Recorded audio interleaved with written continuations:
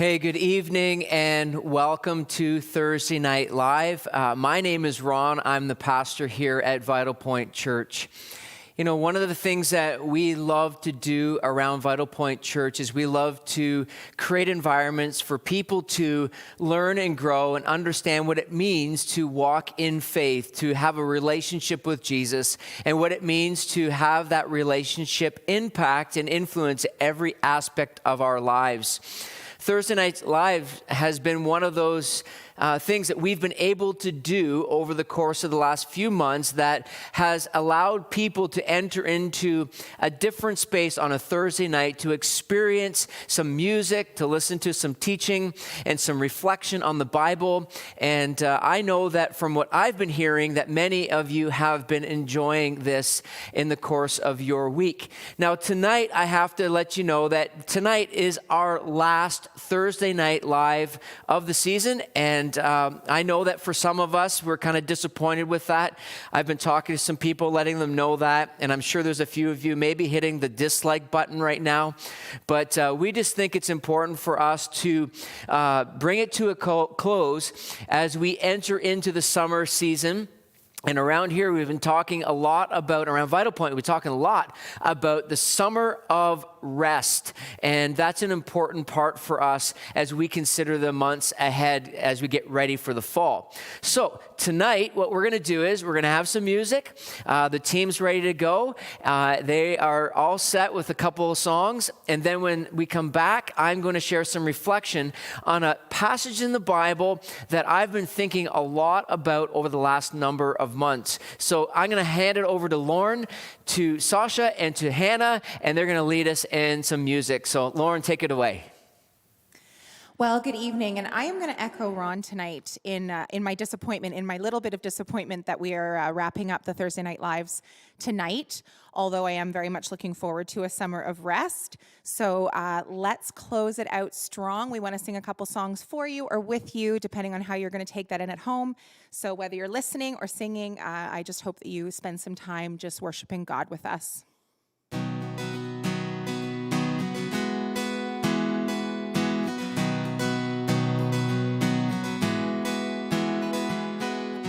I saw Satan fall like lightning. I saw darkness run for cover. But the miracle that I just can't get over, my name is registered in heaven. I believe in signs and wonders. I have resurrection power.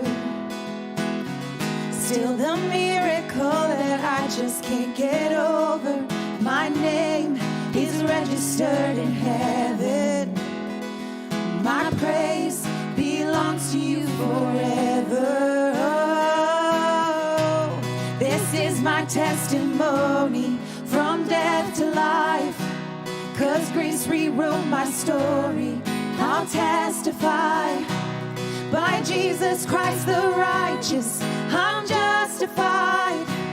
This is my testimony. This is my testimony. Oh, oh, oh. Come together, sons and daughters, bought with blood and washed in water. Sing the praises of the Spirit, Son, and Father. Our God will finish what He started. Oh, our God will finish what He started. Oh, this is my testimony from death to life. 'Cause grace rewrote my story. I'll testify. By Jesus Christ the righteous, I'm justified. This is my testimony. This is my testimony. Oh, yeah. If I'm not dead, then you're not done. 'Cause greater things are still to come. Oh, I believe if I'm not dead, then you're not done. 'Cause greater things are still to come. Oh, I believe if I'm not dead, then you're not done. 'Cause greater things are still to come. Oh, I believe if I'm not dead, then you're not done. Oh, greater things are still to come. Oh, I believe this is my testimony from death to life. 'Cause grace rewrote my story. I'll testify. By Jesus Christ the righteous, I'm justified. This is my testimony. This is my testimony. Oh.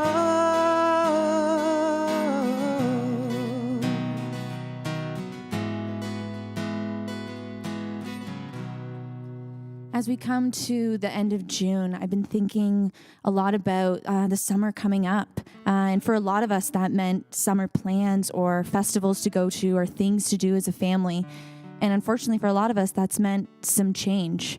As we sing this next song, it's called Stand in Your Love. And I hope as you sing or listen to this that you can just remember that God is in control and that we can stand in his love no matter the changes that come our way. Let's sing this together.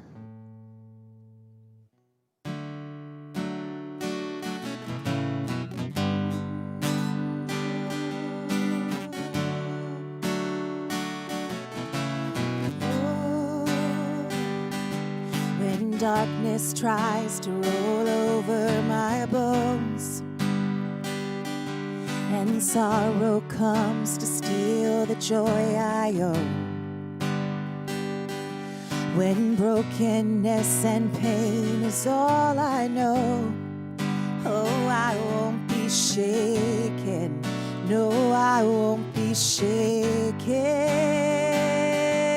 My fear doesn't stand a chance when I stand in your love. My fear doesn't stand a chance when I stand in your love. My fear doesn't stand a chance when I stand in your love. Oh,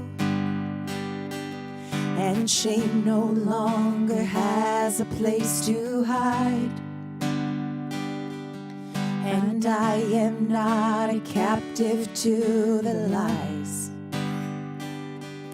I'm not afraid to leave my past behind. Oh, I won't be shaken. No, I won't be shaken.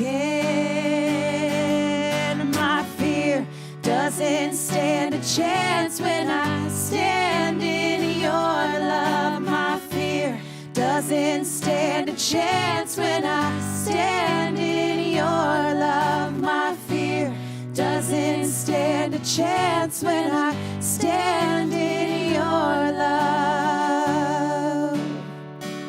Oh, oh, oh, there's power that can break off every chain. There's power that can empty out a grave. There's resurrection power that can save. There's power in your name. Power in your name. There's power that can break off every chain. There's power that can empty out a grave. There's resurrection power that can save. There's power in your name. Power in your name. My fear doesn't stand a chance when I stand in your love. My fear doesn't stand a chance when I stand in your love. My fear doesn't stand a chance when I stand in your love. Oh.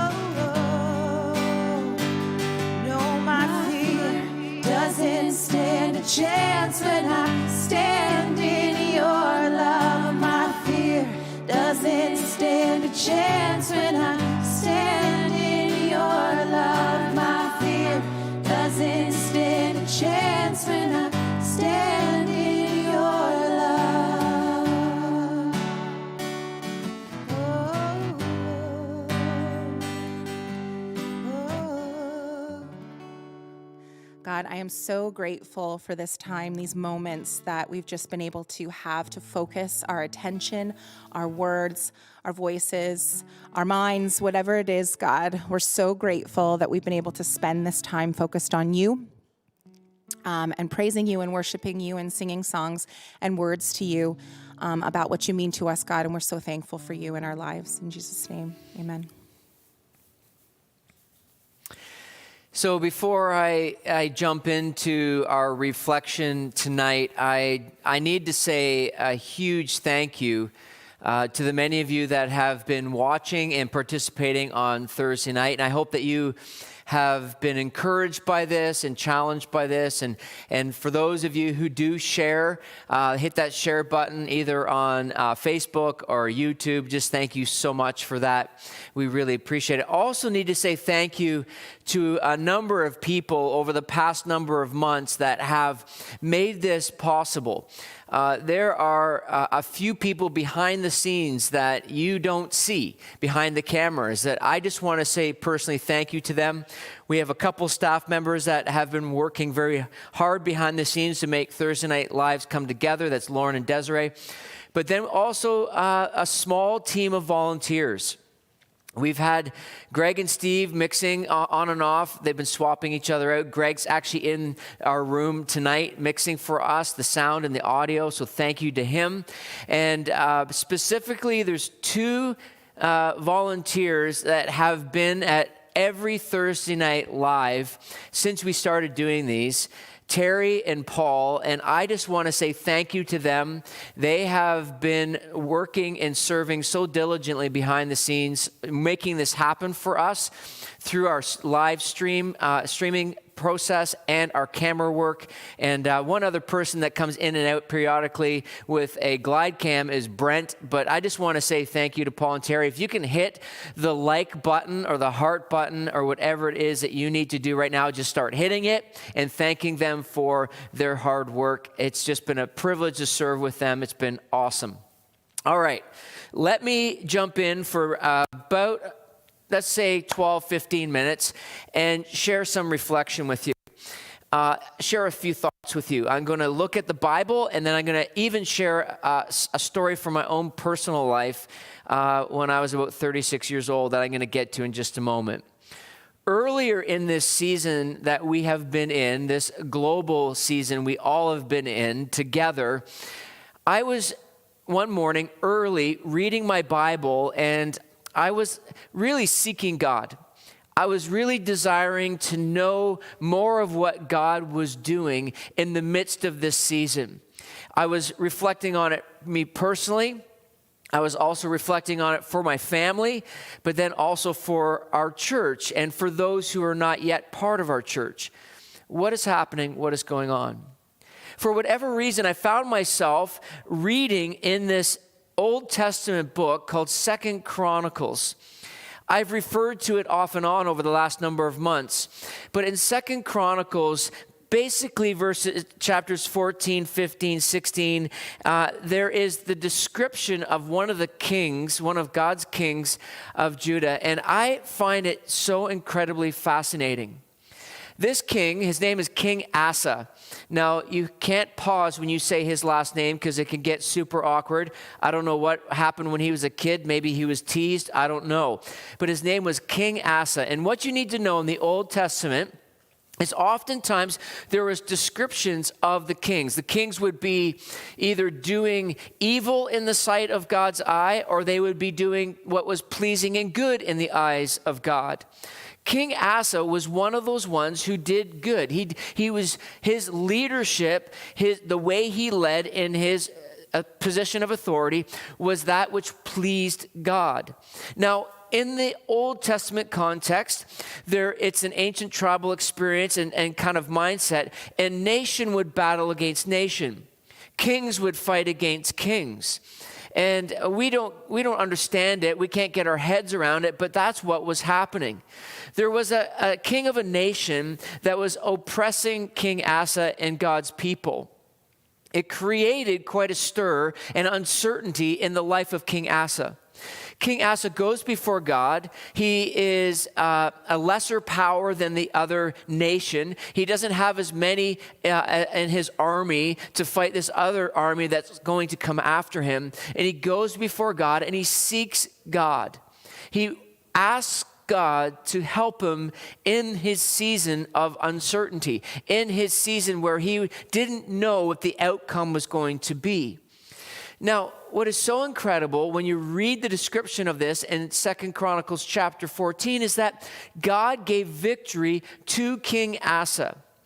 Now, as King Asa and his people, I like saying his name over and over. It gives me kind of a giggle inside. But King Asa, as he's coming back, there is a man named Azariah who God's Spirit has come down over, and God has sent a message to the king through this man.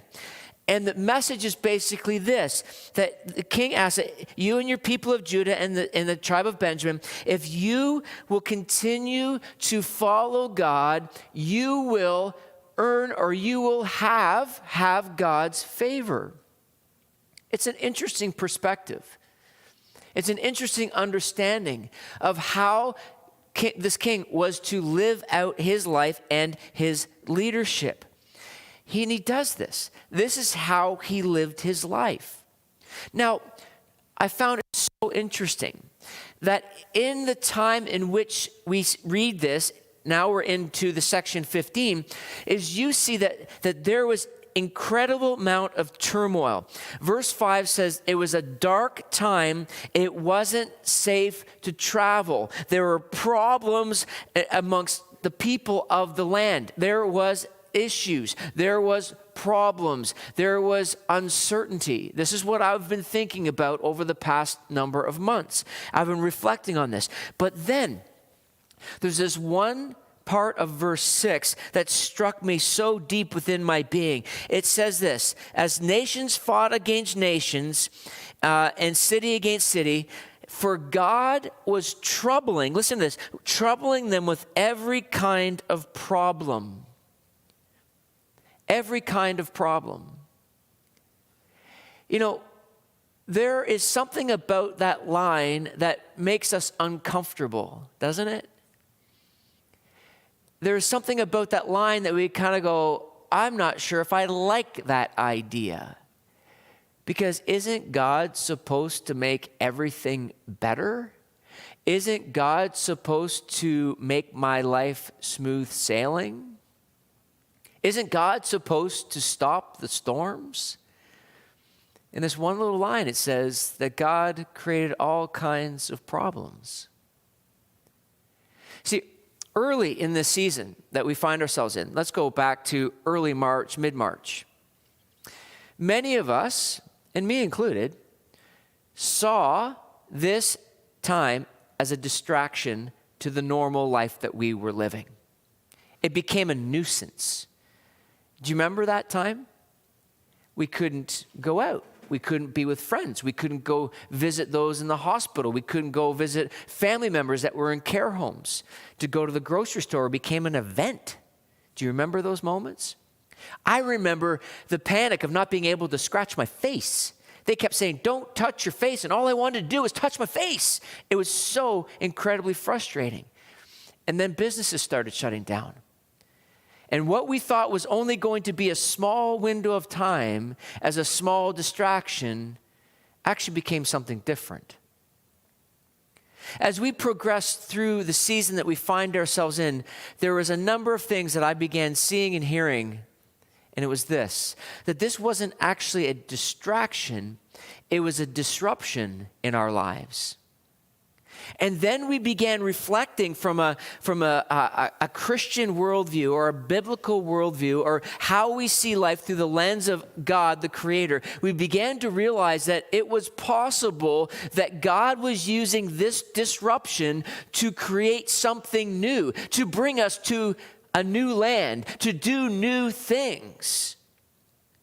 See, there are times where God will create or allow Disruptions to bring us to the path that he desires us to be on, to do the work in our lives, to bring about his greater purpose in our lives. Let me share with you something. I was 36 years old. I was watching my youngest son in a soccer practice. It was an indoor facility.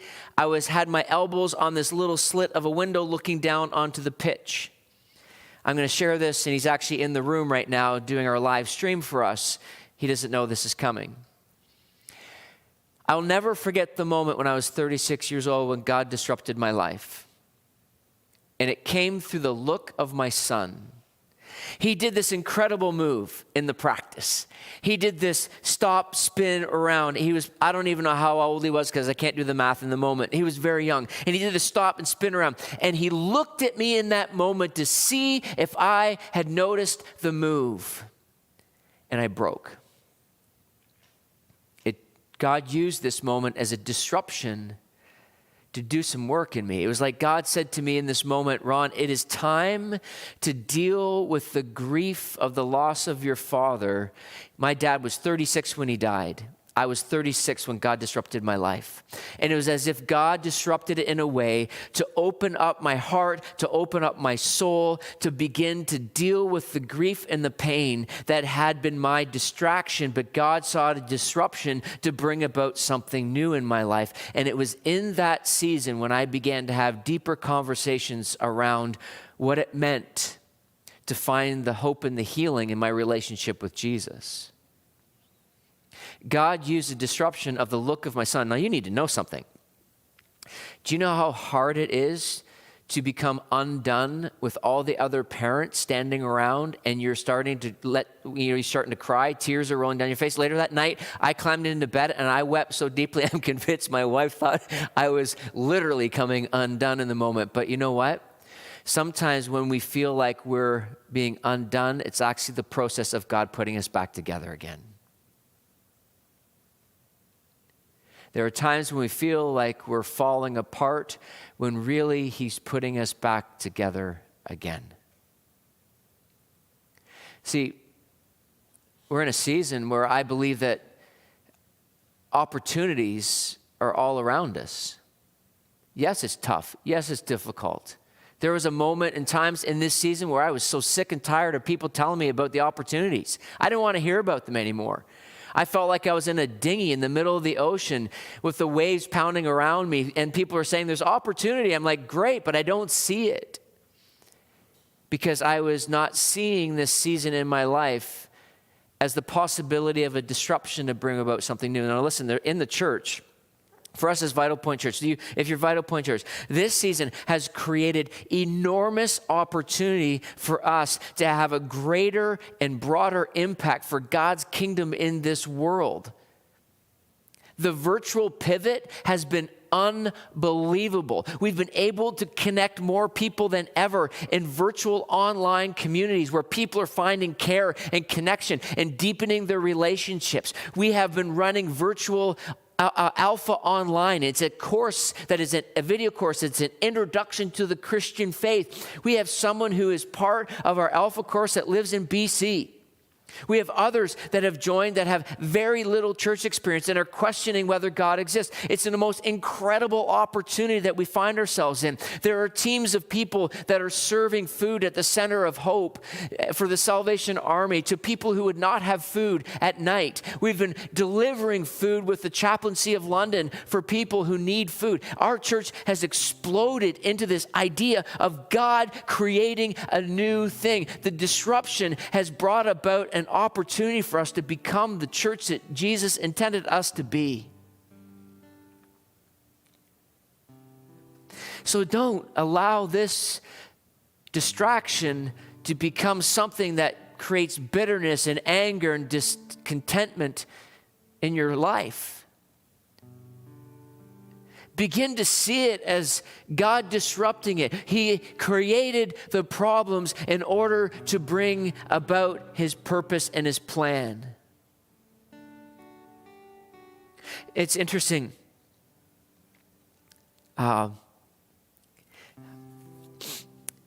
It's interesting because King Asa does something most incredible. He does something most incredible. If you want to look it up, 2 Chronicles 15, verse 8. When Asa heard this message from Azariah the prophet, he took courage and removed all the detestable idols from the land of Judah and Benjamin and in the towns he had captured in the hill country of Ephraim. And he repaired the altar of the Lord, which stood in front of the entry room of the Lord's temple. See it? 2 words. 2 words. He removed the idols. What's an idol? An idol is anything that has more importance in your life than God. Anything that absorbs your heart and your imagination more than God. The things that you seek to give only what God can give you. It could be success. It could be money. It could be sex. It could be your kids. It could be school. It could be your church. The list goes on. King Asa removed the idols from the land. But then he repaired the place of the Lord, the place where people found life. What do you need to remove from your life right now? This disruption. What do you need to remove? What idol needs to be gone? What have you been putting so much worth in that you believe that that thing is the thing that's going to give you what only God can give you? I golfed today with a friend, and he's newer to faith, and it was so cool. He just talks about his faith in such freshness, and it's alive, and it's thriving so beautifully.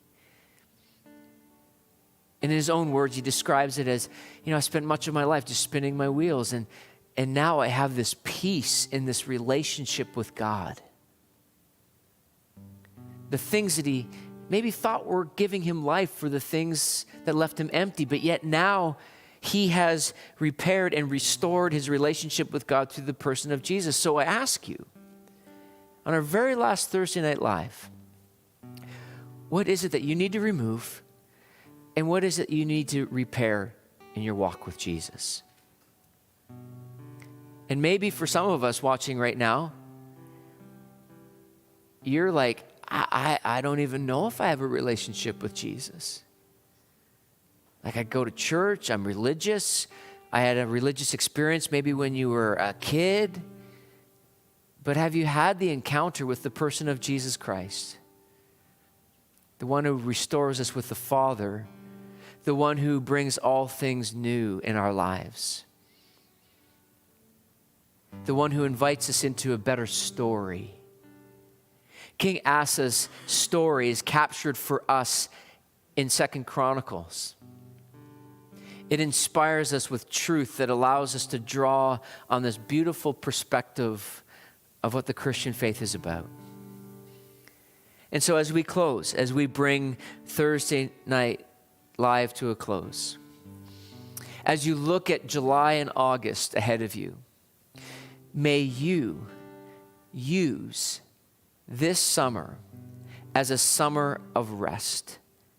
May you use this summer as not laziness, but a summer of intentional rest, of restoring your heart and your soul.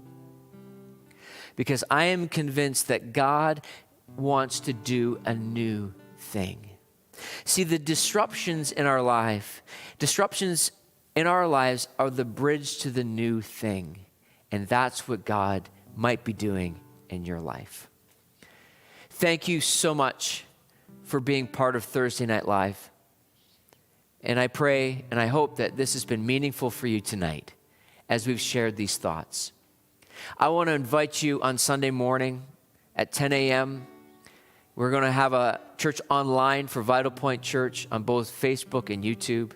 I want to invite you to that service. We're wrapping up a series called Audible God. Thank you for joining us tonight. God bless you.